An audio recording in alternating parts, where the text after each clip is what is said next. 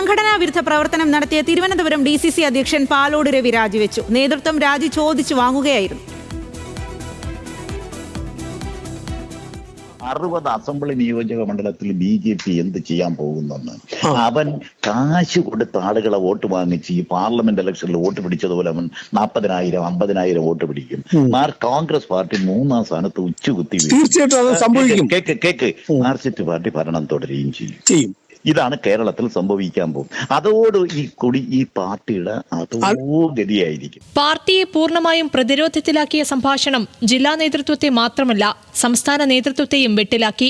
മുൻപ് പാലോട് രവിയെ സംരക്ഷിച്ചു നിർത്തിയ മുതിർന്ന നേതാക്കളടക്കം കൈവിട്ടു. സംഘടനാ വിരുദ്ധ പ്രവർത്തനമെന്ന് വിലയിരുത്തി രാജി ചോദിച്ചു വാങ്ങി.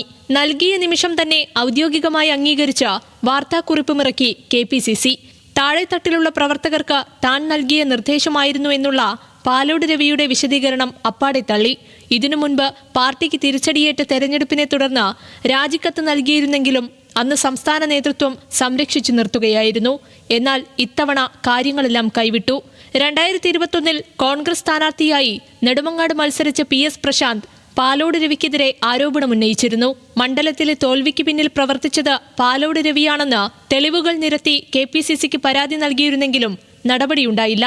ഇതടക്കം കാര്യങ്ങൾ പരിഗണിച്ചാണ് ഇപ്പോഴത്തെ നടപടി.